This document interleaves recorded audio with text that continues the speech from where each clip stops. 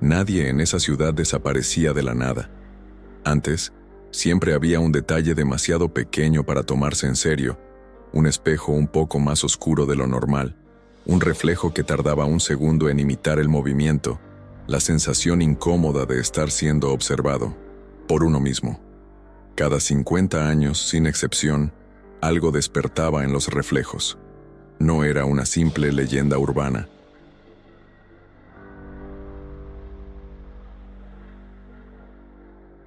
Hay ciudades que no aparecen en los mapas, lugares donde el tiempo no avanza en línea recta, sino que gira en ciclos silenciosos, repitiendo los mismos errores, las mismas pérdidas, los mismos miedos.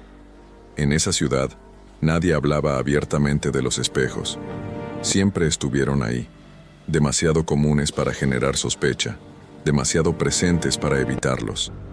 Baños, pasillos, habitaciones antiguas, vitrinas olvidadas, superficies lisas, frías, reflejando rostros que creían reconocerse. Cada 50 años algo cambiaba, no de forma abrupta. Primero aparecían los testimonios aislados, casi ridículos para quien escuchaba desde afuera. Personas diciendo que su reflejo tardaba en reaccionar, que parpadeaba fuera de ritmo, que sonreía cuando no debía, distorsiones pequeñas, fáciles de justificar como cansancio o sugestión, hasta que llegaban las desapariciones. Hombres, mujeres, familias completas, algunos encontrados muertos frente a espejos rotos, con expresiones de terror absoluto. Otros, simplemente borrados, como si nunca hubieran existido. Lo más inquietante era el patrón, siempre en el mismo intervalo, siempre sin testigos confiables, siempre sin respuestas. La ciudad aprendió a convivir con el silencio, a evitar ciertos lugares, a no mirar demasiado tiempo su propio reflejo, porque en ese ciclo específico, mirar de más no era curiosidad, era una invitación. Algunas historias no encuentran a todo el mundo. Pausa corta. Si llegaste hasta aquí, tal vez no sea casualidad. Lo que sigue no trata de monstruos visibles ni de ruidos en la oscuridad. Trata de identidad, del miedo que surge cuando algo en tu reflejo no encaja del todo. Porque en esa ciudad, el verdadero terror no era lo que aparecía de la nada, sino lo que siempre estuvo ahí, esperando ser visto. La ciudad no figuraba con claridad en los mapas antiguos, no porque hubiera sido borrada, sino porque siempre había sido irrelevante para quienes miraban desde fuera. Para sus habitantes, bastaba con llamarla el lugar. No necesitaban más. Allí nacían, crecían y en muchos casos, desaparecían sin dejar rastro. Lo único que se repetía con exactitud matemática era el ciclo. Cada 50 años, algo despertaba. El inicio nunca era violento. No había incendios, ni explosiones, ni cuerpos en las calles. El ciclo comenzaba con fallas mínimas en lo cotidiano. Errores tan pequeños que solo los más atentos los notaban. Un reflejo que tardaba una fracción de segundo en responder. Un movimiento que no coincidía del todo. Una sensación incómoda al mirarse directamente a los ojos, como si la imagen devolviera algo más que luz. Durante las primeras semanas, nadie hablaba de ello abiertamente. Los espejos de la ciudad eran antiguos, algunos heredados, otros empotrados en paredes desde antes de que existiera electricidad estable. Había espejos altos en pasillos estrechos, pequeños en baños mal iluminados, grandes en tiendas cerradas hacía décadas. Todos cumplían la misma función desde siempre: reflejar, hasta que, de forma gradual, comenzaron a hacerlo de manera incorrecta. El primer reporte oficial fue ignorado con facilidad. Una mujer de mediana edad afirmó que su reflejo no levantó la mano al mismo tiempo que ella. No fue una impresión vaga, fue un retraso claro, perceptible, inquietante. El médico habló de agotamiento. El informe quedó archivado bajo una categoría ambigua: alteración perceptiva transitoria. Nadie volvió a consultarlo. Días después, un hombre fue hallado muerto frente al espejo de su habitación. No presentaba heridas visibles, no había señales de lucha, El vidrio estaba intacto, limpio, sin una sola fisura. La causa de la muerte fue registrada como indeterminada. El detalle que incomodó al forense fue la expresión del rostro. Los ojos abiertos, fijos, como si hubiera presenciado algo imposible de procesar. La ciudad siguió funcionando. Las escuelas abrieron. Los comercios atendieron con normalidad. Las conversaciones desviaban ciertos temas de manera casi automática. No era un acuerdo consciente, sino una costumbre aprendida con el tiempo. Hablar del reflejo atraía atención, y en esa ciudad, atraer atención nunca terminaba bien. Con el paso de los días, los testimonios comenzaron a coincidir. Personas sin relación entre sí describían experiencias similares. La incomodidad al mirarse por demasiado tiempo. La sensación de que el reflejo observaba con intención. La certeza irracional de que algo, del otro lado del vidrio, esperaba un momento específico. Nadie usó la palabra monstruo. Nadie habló de fantasmas. Todos coincidieron en una cosa. No se sentían solos frente al espejo. Los archivos municipales mostraban un patrón inquietante para quien se atreviera a revisarlos con atención. 50 años atrás, el número de muertes inexplicables había aumentado de forma abrupta. Desapariciones sin rastro. Personas encontradas muertas frente a espejos intactos. Familias enteras marcadas por un mismo detalle. Alguien había pasado demasiado tiempo mirándose antes de desaparecer. 50 años antes de eso, el mismo patrón. Y 50 años antes, lo mismo. El ciclo no necesitaba explicación. Se sostenía por repetición. Un archivista, no un investigador de campo, no un policía, fue quien detectó la anomalía más perturbadora. En cada ciclo, los primeros testimonios eran casi idénticos. Las palabras cambiaban, los nombres también, pero la estructura se repetía con precisión. Incluso las expresiones descritas coincidían. No era miedo a algo externo, era miedo a reconocerse. Ese hallazgo nunca salió del archivo. Mientras tanto, los espejos comenzaron a cambiar. No físicamente. Nadie reportó deformaciones, grietas ni sombras visibles. El cambio era más sutil. La superficie parecía absorber la luz de forma distinta. Los reflejos se veían apenas más oscuros, como si una capa invisible se hubiera interpuesto entre la imagen y la persona.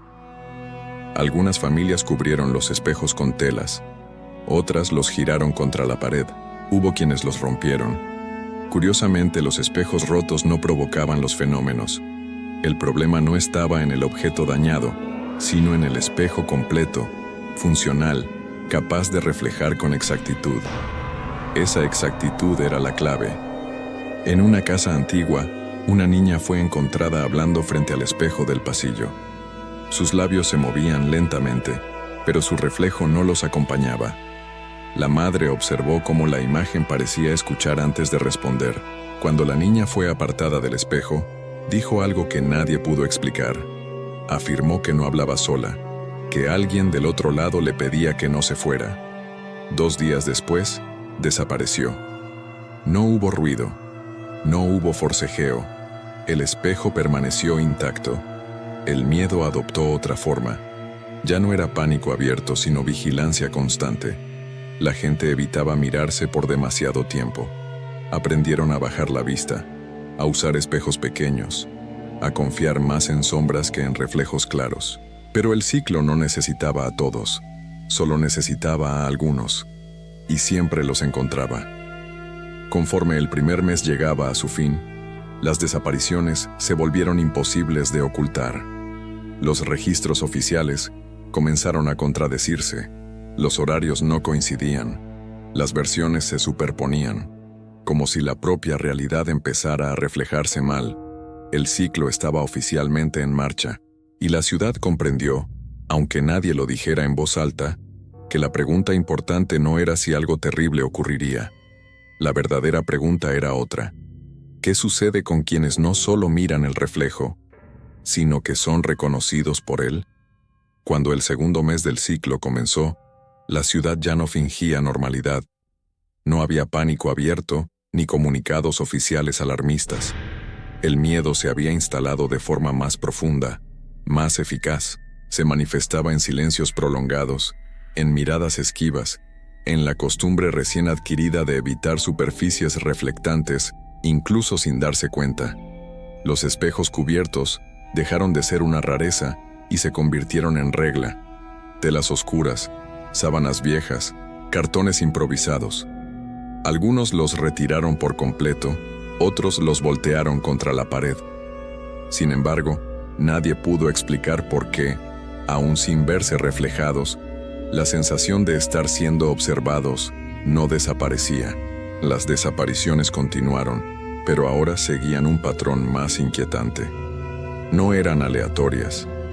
Las víctimas compartían estados emocionales específicos: agotamiento extremo, duelo reciente, culpa persistente, una soledad prolongada que había erosionado su percepción de sí mismos. El fenómeno no buscaba fuerza física, buscaba fracturas internas. Un psicólogo local, uno de los pocos profesionales que aún aceptaba tratar casos relacionados con los reflejos, comenzó a notar coincidencias perturbadoras. Pacientes distintos, sin vínculo entre sí, describían experiencias casi idénticas. Decían que, al mirarse, no sentían miedo de inmediato, sentían reconocimiento, como si el reflejo supiera exactamente quiénes eran o quiénes habían sido. Algunos afirmaban que la imagen parecía recordar cosas que ellos mismos habían olvidado, momentos de infancia, decisiones no tomadas, errores nunca cometidos. Otros decían notar cambios mínimos en el rostro reflejado, una tristeza más profunda, una rigidez extraña en la expresión, una mirada que no pedía ayuda, sino permiso. Las sesiones nunca quedaban registradas correctamente. Los audios se distorsionaban, las cámaras se apagaban solas. Los archivos digitales se corrompían justo cuando el tema del espejo aparecía. El psicólogo terminó escribiendo notas a mano, pero incluso esas páginas parecían volverse confusas al releerlas, como si el significado se deslizara entre líneas. Mientras tanto, un pequeño grupo de habitantes comenzó a reunirse en secreto. No eran investigadores oficiales ni autoridades.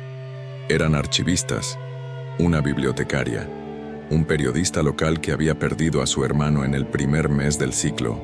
Revisaron documentos antiguos, diarios olvidados, registros que nadie consultaba desde hacía décadas.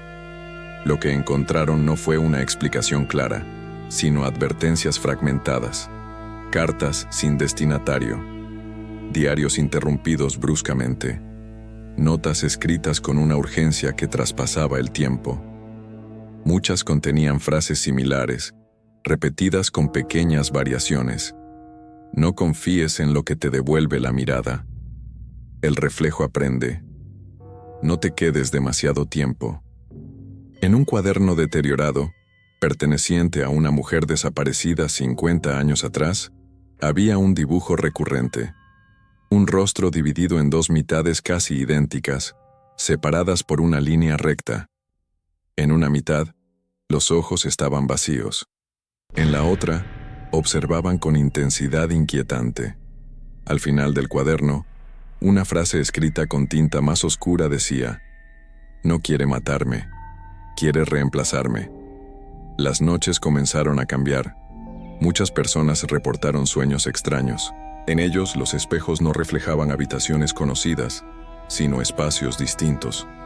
Pasillos largos, cuartos sin ventanas, lugares que no existían en la ciudad. En esos sueños, el reflejo no imitaba. Caminaba por cuenta propia. Se alejaba. A veces, se acercaba demasiado. Quienes despertaban después de esos sueños describían una sensación de vacío, como si algo hubiera sido retirado silenciosamente durante la noche. Algunos olvidaban nombres, otros despertaban con recuerdos que no les pertenecían. Todos evitaban mirarse al despertar. Una mujer fue encontrada sentada frente a un espejo cubierto, murmurando frases incoherentes. Cuando alguien retiró la tela por error, ella gritó al verse. Dijo que la imagen no coincidía con lo que sentía por dentro. No desapareció ese día, pero dejó de hablar. Murió semanas después, inmóvil frente al mismo espejo. Las autoridades intentaron intervenir de forma discreta, inspecciones domiciliarias, retiro de espejos públicos bajo el pretexto de mantenimiento, pero el daño ya estaba hecho. El fenómeno no dependía de la cantidad de espejos, sino de aquellos que ya habían sido vistos demasiado tiempo. El periodista del grupo logró entrevistar a un hombre anciano que había sobrevivido a un ciclo anterior. Era uno de los pocos que había vivido más de 50 años en la ciudad. Su testimonio fue fragmentado, pero aterrador. Dijo que el reflejo no atacó de inmediato. Primero observó, luego imitó con una precisión imposible. Después dejó de imitar y comenzó a actuar. Recordaba cosas que el hombre nunca había vivido. Mostraba emociones que no le pertenecían. No quería hacerme daño, dijo. Quería quedarse aquí. El anciano cubrió todos los espejos de su casa y jamás volvió a mirarse directamente. Vivió evitando superficies reflectantes, incluso el agua, hasta su muerte. Fue uno de los pocos que rompió su vínculo con el ciclo, aunque no pudo detenerlo. Con el avance del segundo mes, algo quedó claro. Las desapariciones no eran muertes comunes, eran intercambios. El reflejo no destruía cuerpos, ocupaba lugares, tomaba identidades. Algunos regresaban brevemente, caminaban por la ciudad, hablaban con conocidos, pero algo estaba mal. No recordaban detalles importantes. Miraban los espejos con una mezcla de miedo y nostalgia. Poco después, desaparecían de nuevo. Esta vez, definitivamente. Los registros oficiales comenzaron a mostrar inconsistencias imposibles. Personas dadas por muertas aparecían vivas en documentos antiguos. Otras, oficialmente vivas, figuraban como fallecidas décadas atrás. La realidad comenzaba a reflejarse mal, como un espejo defectuoso. Al final del segundo mes, la ciudad comprendió algo que nadie se atrevía a decir en voz alta. El reflejo estaba ganando espacio. Ya no se trataba de individuos aislados. Era un proceso colectivo, y la pregunta que empezó a circular con urgencia ya no era qué eran los reflejos, sino ¿qué ocurre cuando hay más reflejos que personas reales para sostenerlos? El tercer mes no comenzó con nuevas desapariciones. Comenzó con algo peor: regresos. Personas dadas por desaparecidas reaparecieron en lugares comunes, caminando por la ciudad como si nunca se hubieran ido. No anunciaron su retorno, simplemente estaban ahí. Sentados en bancos, parados frente a vitrinas, cruzando calles con una calma inquietante. Para quienes los reconocían, la primera reacción era alivio. La segunda, confusión. La tercera, miedo. Algo no encajaba. Los que regresaban hablaban con normalidad, pero evitaban ciertos temas. Recordaban hechos generales, pero olvidaban detalles íntimos. Confundían nombres de familiares cercanos. A veces, al responder preguntas simples, miraban brevemente a su reflejo en superficies cercanas, como si buscaran confirmación antes de continuar. El grupo clandestino fue el primero en notar el patrón. Los regresados no se miraban directamente en espejos completos. Lo evitaban con una precisión casi instintiva. Cuando lo hacían, era solo por segundos, y siempre con una expresión de incomodidad profunda, como si el vidrio les devolviera algo que no querían enfrentar. La bibliotecaria observó algo aún más inquietante. Al revisar documentos antiguos, notó que los nombres de algunos regresados ya aparecían en registros de ciclos anteriores, fechados décadas atrás. Personas demasiado jóvenes para haber vivido entonces. Y sin embargo, sus nombres estaban allí. No era un error administrativo. Era una repetición. El periodista intentó entrevistar a uno de ellos. Un hombre que había desaparecido durante el primer mes y regresado en el tercero. La conversación fue breve y extraña. El hombre respondió con frases medidas, casi ensayadas. Cuando se le preguntó qué había visto del otro lado, se quedó en silencio durante demasiado tiempo. «No hay otro lado», dijo finalmente. «Solo hay continuidad». Esa palabra quedó flotando en la habitación. Con el paso de los días, Los reflejos comenzaron a manifestarse incluso sin espejos visibles. Personas afirmaban ver duplicaciones momentáneas en ventanas, charcos, pantallas apagadas. En algunos casos, el reflejo no imitaba los movimientos del original, actuaba con un leve retraso o con anticipación. Las escuelas reportaron incidentes, niños que decían que sus reflejos los observaban aún cuando cerraban los ojos, maestros que se veían caminando por los pasillos desde el rabillo del ojo, solo para desaparecer al girarse. El miedo dejó de ser privado, se volvió compartido. Los espejos comenzaron a ser destruidos de forma sistemática, casas enteras sin una sola superficie reflectante, vidrios cubiertos con pintura negra. Sin embargo, cuanto más se intentaba eliminar el reflejo físico, más presente parecía volverse el reflejo interno. La ciudad comenzó a cambiar su comportamiento colectivo. Las conversaciones se volvieron breves, las miradas esquivas. Nadie quería ser observado por demasiado tiempo. La sensación constante era la de estar siendo evaluados, comparados con algo invisible. El psicólogo local dejó de atender pacientes. En su última sesión registrada, escribió una frase inquietante en su cuaderno. No están entrando por el espejo. El espejo solo nos enseña quién ya no está completo. Días después, desapareció. El grupo clandestino encontró un archivo que había sido deliberadamente oculto en el sótano del edificio municipal. No estaba fechado con exactitud, pero el contenido era claro. Describía el ciclo no como una invasión, sino como un proceso de reemplazo gradual. Según el documento, los reflejos no surgían de otro mundo, surgían de la propia ciudad. Eran fragmentos de identidad descartados a lo largo del tiempo, versiones posibles, vidas no vividas, decisiones no tomadas. Cada reflejo era una posibilidad abandonada que, cada 50 años, encontraba la forma de reclamar espacio. El espejo no creaba al reflejo, lo revelaba. Ese descubrimiento cambió todo. Las desapariciones no eran castigos, eran selecciones. El reflejo tomaba el lugar de quien ya no sostenía su propia identidad con firmeza. La ciudad, acumulando generaciones de renuncias, culpas y silencios, producía sus propios duplicados. Con el tercer mes, el equilibrio comenzó a romperse. Había demasiados reflejos y no suficientes originales. Algunas personas comenzaron a actuar de forma errática, como si compartieran pensamientos. Otros hablaban de recuerdos que no coincidían con su historia personal. La frontera entre persona y reflejo se volvió borrosa. Un evento marcó el punto de no retorno. Durante una reunión pública, uno de los regresados fue confrontado frente a un espejo grande que alguien había dejado sin cubrir. La imagen no coincidió. El reflejo no imitó. Sonrió antes que el cuerpo real.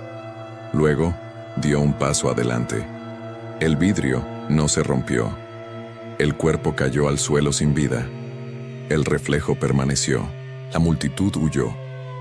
A partir de ese momento, la ciudad entendió que el ciclo no se cerraría solo. El reflejo ya no esperaba permiso. Ya no necesitaba observación prolongada.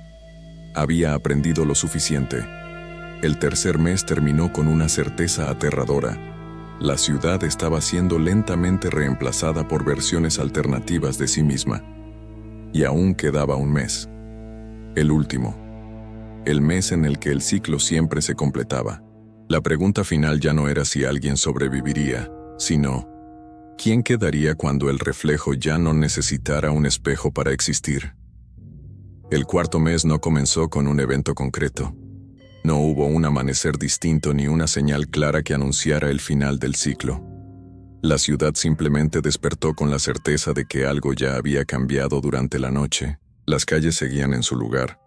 Los edificios no mostraban daños visibles, pero la atmósfera era distinta, más densa, como si el aire mismo observara. Los espejos cubiertos dejaron de ser una solución. Desde hacía días, el reflejo ya no dependía del vidrio.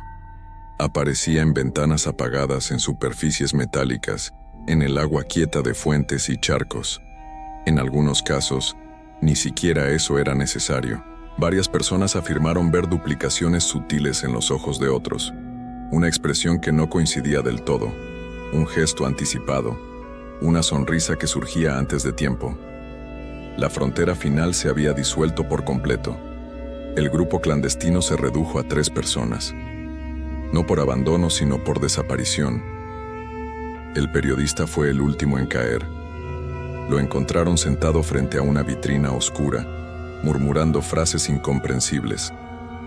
Parecía mantener una conversación tranquila. Cuando intentaron tocarlo, su cuerpo cayó al suelo sin vida.